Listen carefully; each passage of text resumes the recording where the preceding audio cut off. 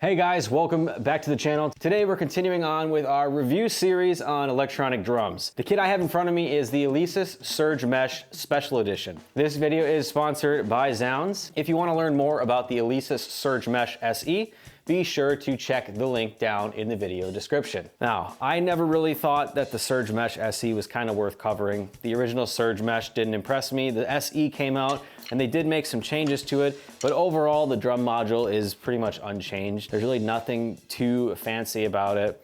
And given the price point, it's understandable, but I'm noticing that a lot of the sounds that are in the Surge drum module are present in the Nitro model. So we're getting a lot of familiar types of sounds. So if you're going from the Nitro Mesh, let's say, and you're considering going to the Surge Mesh, the sounds are not gonna be good.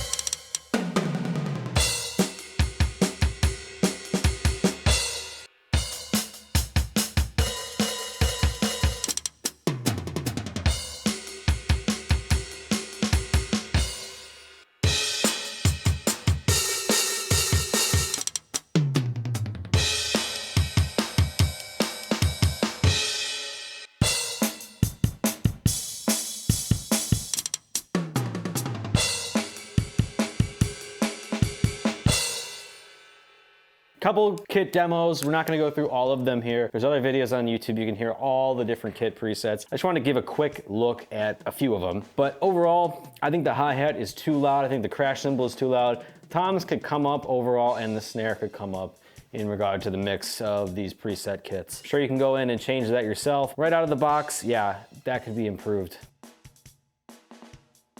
Couple quick things. When I've been playing it, I've got the spurs on the kick drum tower pretty set into my carpet, and this thing is still sliding forward. Here's why. The kick drum pedal that they send with it doesn't have spurs, so you've only got one set of spurs and it's just constantly pushing forward. If I were to get my DW9000 single pedal, guarantee you it would not be moving. That pedal also has rubber on the bottom, so it would stop it even a little bit more. Two, the other problem. The snare drum is already on a crazy angle here.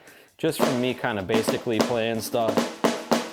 Not hitting that hard, but yeah, it's kind of drooping a little bit. And this is a problem we've seen on other ones. If it were me, I'd have this in a separate snare drum stand, then I don't have to deal with that. Same thing with the toms. These will push down like pretty easily, and I've got them cranked, and you can see that even just with a little bit of force, they are easily coming down. Keep that in mind. You're gonna really need to crank down on these or set them up a different way so that this L bar is going the other way so it doesn't have as much weight on the clamp here. That's one way to get around it, but as you can see, they definitely droop pretty easily. So first off, I noticed that a lot of the sounds on the Surge drum module are pretty much the same as the Nitro model. Now on the Nitro MAX, they did add the BFD sound, so they do have some additional drum sounds that are pretty high quality, but nothing in this module is impressive at all. So if you're coming into this for sounds, you're probably gonna wanna use the USB connection, connect this to a computer, use Addictive Drums, Easy Drummer, one of those kind of VST sample-based instruments. That takes a lot more extra work, and a lot of drummers like me, I just wanna have this plugged in and set up and good to go. Just turn it on. Don't need to worry about a laptop or anything. And I even noticed some of the songs that are used for playing along, the backing tracks that are included. A lot of them also are the same as the Nitro MAX models. And for most drummers starting off, I wouldn't recommend using the preset demo MIDI songs that most of them include. For the most part, they're just little 4-bar loops. They get really old after a while, so you can find a lot better stuff on YouTube, even if you just type in drumless tracks on YouTube. There are endless amounts of YouTube videos. On the front of the module, we have this interesting button system where you can press any of the drums and they will play the sound. So I guess if you're working in the drum module and you're changing a sound on a user kit, you could use this to audition sounds while you're going along. It's a good feature, I suppose, but something I would just use a stick for normally, but interesting to say the least. I decided to forego showing the unboxing and the assembly for this kit because compared to the Nitro MAX and the Nitro Mesh, I've done unboxing, I've done assembly on all those. These kits are pretty much the same. They feature very similar cymbals. All the pads are the same pretty much. And the rack system also uses a lot of the same components. Some differences you'll see from the Nitro MAX to the Surge Mesh SE, we have 2 zone tom pads. So these you're gonna get a rim click on a lot of the preset kits, so that is nice. The snare drum is 10 inches, just like on the Nitro MAX, so kind of not too much of a difference there. So big overview of the kit. We've got a great looking black and white design. And the tension rods are this gold color. They look really slick. You can tune these up to however you want. The larger meshed kick drum pad is really nice. It's bigger than the Nitro MAX, so you're gonna have an easier time with double kick pedals. Again, with that kit, your mileage may vary, but it worked for me. But this for sure will work with any double kick pedal. And just overall, it's a really light electronic drum set. Easy to store away.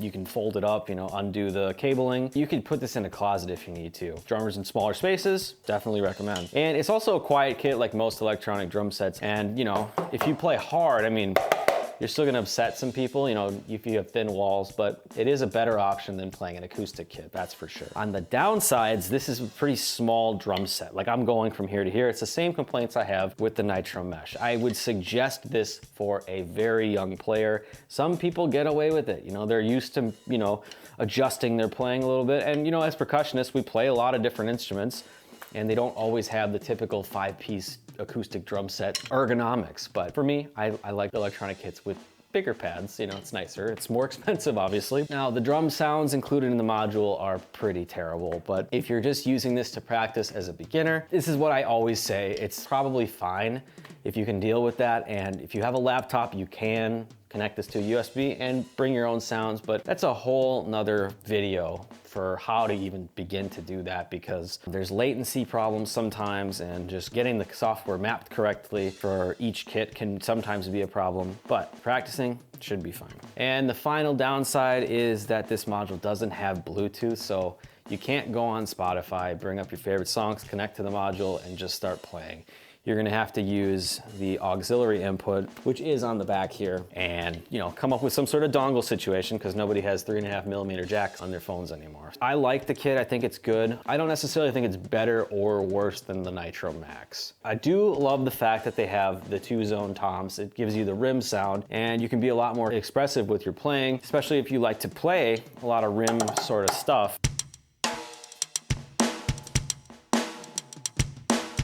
And as far as the sounds are concerned, I know that the Nitro MAX has the BFD sounds included, but for both of those kits, I still wouldn't suggest buying them for the sounds being the forefront of the purchasing decision. This kit is far worse sounding than the Nitro MAX, but even at the Nitro MAX, like the sounds that are included, even with the BFD stuff, like they're still not that great when you compare it to where VST software is at. Alesis just came out with the Strata Prime, and that module just has fantastic built-in sounds. It's really hard to say which one over the other for sounds. The Nitro MAX definitely wins on that front, but I don't consider sounds at this price point for electronic drum sets. Usually they're just pretty bad across the board. And the rack itself, despite being a little bit different, is more sturdy than the Nitro MAX. You can just tell, I did the wobble test in the other video and it was far worse, and you can see that it's not quite as bad. And similar to the Nitro MAX, the Surge Mesh SE has the same tech in the ride cymbal where the bell is determined by playing it really hard. So if you want to get that bell sound, you have to lay into it more to get it. Now, I would prefer that when you lay into the cymbal, it would give you more of a crash or like a wash, kind of like the edge kind of a hit. But yeah, you get a bell sound, and maybe there's a way you can change that, but I haven't found that. I would omit the bell completely. And we can choke the cymbals. Works really easy.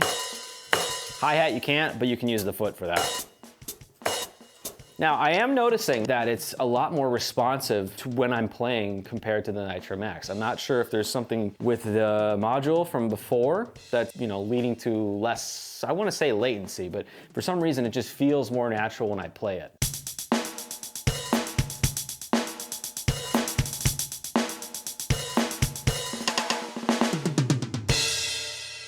Not entirely sure what it is. It could be some sort of weird placebo effect. Playing on the kit feels pretty good. The built-in practice features that's inside of the module, I really don't see any particular use for. If you're a beginner, I would find trying to navigate and figure out this kind of stuff to be more confusing than anything else. All you have to really do is go to your kit, the kit select button, and scroll through the kits, find one that you like, and that's kind of what you're gonna get to practice with. If you wanna mess with the sounds, you can change them, but this module is kind of a hassle to navigate given that there's so few things on screen at once. It's one of these old digital displays, and that's fine and all, but for me, what I would suggest if you're beginning is to do every sort of practice kind of feature or whatever off of the drum module. Go to Drumeo, use their lessons. They're great. You know, there's a lot of free online resources. Use that stuff. Read books, guys. Use the resources that we've been using forever. This kind of practice system's fine, but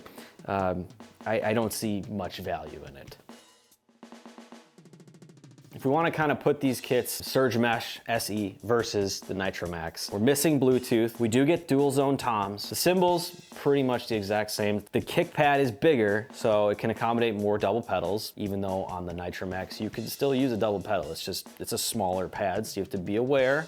Your mileage may vary. Same size snare drum. It's a little bit different of a look. The rack's a little bit more stable. The Surge Mesh SE is more expensive than the Nitro MAX, and you get less features. I mean, obviously the dual zone's nice, but we're looking at almost $600 for this drum set. So with the Nitro MAX, you get better sounds, we get a better module, we get free drum lessons for 90 days, if that promo is still going on, don't quote me. And we get Bluetooth. Having the ability to stream songs right to the module so you can listen and play along, like way, way easier than trying to dig out a cable and, you know, dongle and connect your phone to it. Makes it really easy. So I would avoid purchasing the Surge Mesh SE, and I would instead point you at the Nitro MAX. If you're in this budget price point, if you're like, man, should I spend the extra $200 on the Surge Mesh SE? Is it gonna be much better? I would say the answer is no. I would go with the Nitro MAX. But with that said, I wanna know what you guys think about the Alesis Surge Mesh SE. Please leave your comments down below, like the video, subscribe to this channel, and before you go, be sure to watch this video right here.